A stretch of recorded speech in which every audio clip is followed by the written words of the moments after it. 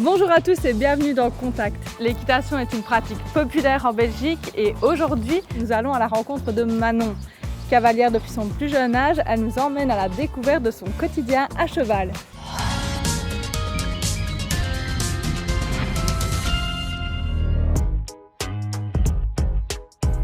Bonjour, je m'appelle Manon, j'ai 26 ans et je monte à cheval depuis une vingtaine d'années maintenant.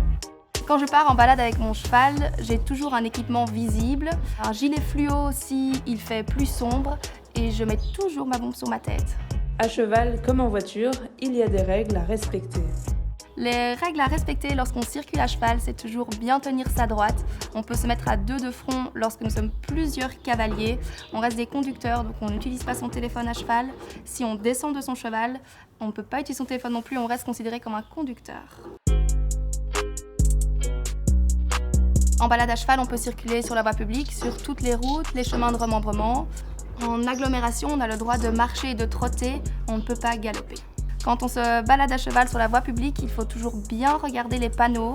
Il y a des chemins qui sont réservés aux piétons, aux cyclistes et aux chevaux. On peut évidemment les emprunter uniquement si le cheval est présent sur le panneau.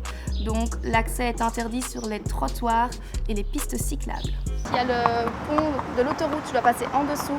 Et là aussi, même si mon cheval a l'habitude de passer par ici, je dois faire très attention aux véhicules qui pourraient passer en même temps que moi, parce que le son perçu par mon cheval est tout à fait différent. Ça résonne beaucoup plus et il pourrait se saisir beaucoup plus facilement. Lorsqu'on circule sur une route avec un cheval, il faut être attentif à tout ce qui peut se passer. On doit être attentif aux voitures, parce qu'une voiture peut faire peur au cheval. Un chien qui arrive derrière une grille, une poussette, un enfant, le cheval peut le saisir sans l'avoir entendu et puis le voir. Je viens de croiser un tracteur. Alors c'est un véhicule assez imposant qui peut faire peur à mon cheval. Donc ici ce que j'ai fait, c'est que je me suis mis sur le côté de la route. Et idéalement, je me mets toujours à l'envers pour le mettre face au tracteur. Les principales difficultés que je rencontre lorsque je me balade à cheval sont les automobilistes. Voiture qui klaxonne, qui s'impatiente un petit peu comme ça tous les jours. Ils ne se rendent pas compte que le cheval peut à tout moment déporter sur la droite, sur la gauche et qu'un accident est très très vite arrivé. J'avais encore quelques questions sur la pratique de l'équitation, alors je suis allée les poser à Manon. Bonjour Manon. Bonjour. Alors je suis curieuse, on peut dire que l'équitation c'est une vocation, je sais pas comment ça t'est venu. Ça m'est venu quand j'avais 5 ans, je voulais absolument faire une balade en calèche et ma grand-mère m'a emmenée dans une écurie faire un cours d'équitation et depuis j'ai plus jamais arrêté. Est-ce que tu t'es déjà arrivé de petits soucis avec ton cheval? Ça m'est arrivé quand j'étais plus jeune, j'étais sur la voie publique à cheval et mon cheval s'est arrêté, il a fait un demi-pas vers l'arrière, sauf qu'un véhicule qui passait à ce moment-là beaucoup trop proche et toute l'arrière de la voiture a été emboutie.